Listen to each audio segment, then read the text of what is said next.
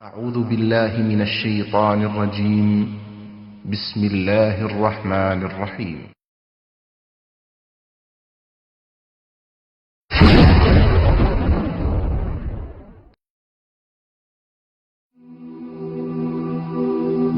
মৃত্যু এমন এক বাস্তবতা যার থেকে কেউ পলায়ন করতে পারবে না। প্রত্যেকটি প্রাণীকেই মৃত্যুর স্বাদ আস্বাদন করতে হবে। আল্লাহ তাআলা পবিত্র কালামে মাজিদে ইরশাদ করেন, কুল্লু নাফসিন যায়িকাতুল মাউত, প্রতিটি প্রাণী ওই মৃত্যুর স্বাদ আস্বাদন করবে। কুল ইন্নাল মাউতাল্লাযী তাফিররুনা মিনহু ফাইন্নাহু মুলাকীকুম, হে নবী আপনি বলে দিন, মৃত্যু যার থেকে তোমরা পলায়ন করছো সে অবশ্যই তোমাদের সাথে সাক্ষাৎ করবে। আইনামা তাকুনু ইউদরিকুমুল মাউত ওয়ালাউ কুনতুম ফি বুরুজিম মুশাইয়াদা, তোমরা যেখানেই থাকো না কেন মৃত্যু তোমাদেরকে পাকড়াও করবেই, যদিও তোমরা সূর্য দুর্গে অবস্থান করো। লিকুল্লি উম্মাতিন আজাল, ইযা জাআ আজালুহুম ফালা ইস্তাখিরুনা সাআতান ওয়ালা ইস্তাকদিমুন, প্রত্যেকটি জাতিরই মৃত্যুর জন্য একটি নির্ধারিত সময় রয়েছে। যখন সেই নির্ধারিত সময় চলে আসে তখন তার থেকে এক মুহূর্ত আগ পিছ করা হয় না। এই ক্ষণস্থায়ী পৃথিবী যাকে নিয়ে তোমরা স্বপ্ন দেখছো, এই স্বপ্নের পৃথিবীও একদিন ধ্বংস হয়ে যাবে। কিয়ামতের সময় যখন নিকটবর্তী হবে তখন আল্লাহ সুবহানাহু ওয়া তাআলা নিজের দায়িত্বপ্রাপ্ত ফেরেশতাকে সিংহায় ফুৎকার দেওয়ার আদেশ দিবেন।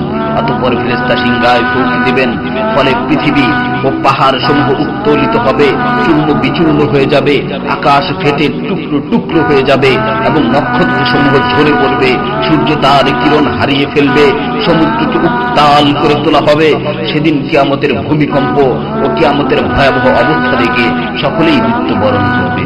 আল্লাহ তাআলা বলছেন, ইয়া আইয়ুহান নাসু তাকু রাব্বাকুম ইন্না জালজালাতাস সাআতি শাইউন আযীম يوم ترونها تذهل كل مرضعة عما رضعت وتضع كل ذات حمل حملها وترى الناس سكارى وما هم بسكارى ولكن عذاب الله شديد।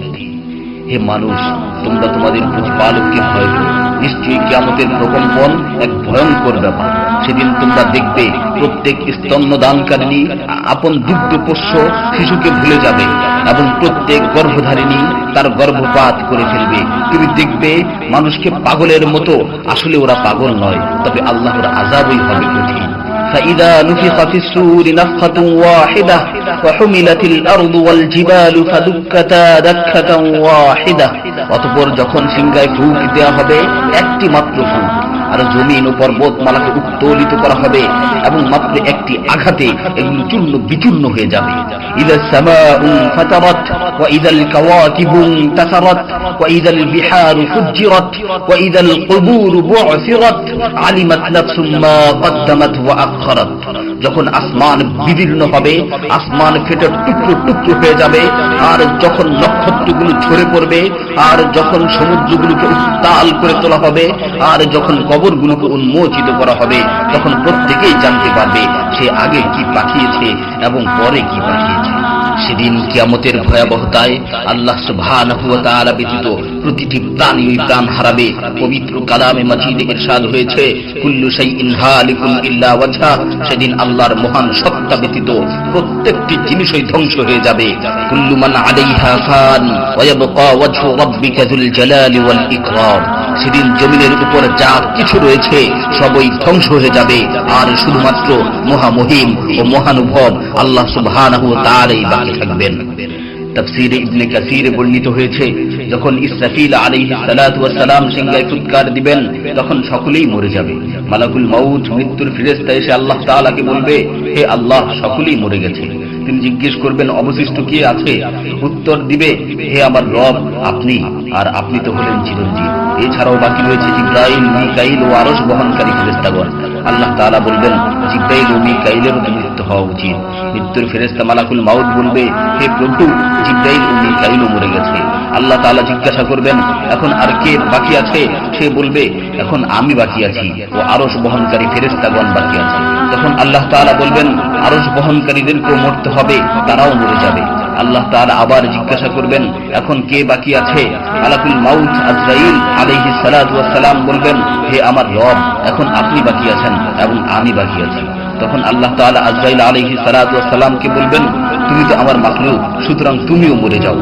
তিনি তৎক্ষণাৎ মরে যাবেন এবং শুধুমাত্র আল্লাহ তাআলাই বাকি থাকবেন। অতঃপর আল্লাহ সুবহানাহু ওয়া তাআলা জমিনকে ভাঁজ করে ফেলবেন এবং তিনি 3 বার বলবেন, আনাল জব্বার, আনাল জব্বার, আনাল জব্বার, আমি প্রতাপশালী, আমি প্রতাপশালী, আমি প্রতাপশালী। অতঃপর তিনি 3 বার জিজ্ঞাসা করবেন, লিমানিল মুলকুল ইয়াউম, লিমানিল মুলকুল ইয়াউম, লিমানিল মুলকুল ইয়াউম, আজকের রাজত্ব কার, আজকের সার্বভৌমত্ব কার, আজকের আধিপত্য কার? জবাব দেওয়ার মতো কেউই থাকবে না। তিনি আবার উত্তর দিবেন, লিল্লাহিল ওয়াহিদিল কাহ্হার, আজকের রাজত্ব, আজকের সার্বভৌমত্ব, আজকের আধিপত্য পরাক্রমশালী একমাত্র আল্লাহ।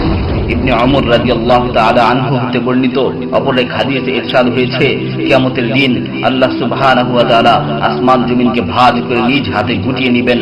অতঃপর বলবেন, আনাল মালিক, আনাল জব্বার, আনাল মুতাকাব্বির, আমি বাদশা, আমি প্রতাপশালী, আমি অহংকারী। আইনা মুলুকুল আরদ, আইনাল জব্বারুন, আইনাল মুতাকাব্বিরুন, দুনিয়ার রাজা বাদশা কোথায়, দুনিয়ার প্রতাপশালীরা কোথায়, দুনিয়ার অহংকারকারীরা কোথায়? তখন আল্লাহ তাআলা সুউচ্চ কণ্ঠে 3 বার জিজ্ঞাসা করবেন, লিমানিল মুলকুল ইয়াউম, লিমানিল মুলকুল ইয়াউম, লিমানিল মুলকুল ইয়াউম, আজকের রাজত্ব কার, আজকের সার্বভৌমত্ব কার, আজকের আধিপত্য কার? অতঃপর তিনি 3 বার উত্তর দিবেন, লিল্লাহিল ওয়াহিদিল কাহ্হার, আজকের সার্বভৌমত্ব, আজকের রাজত্ব, আজকের আধিপত্য প্রতাপশালী একমাত্র আল্লাহ সুবহানাহু ওয়া তাআলা।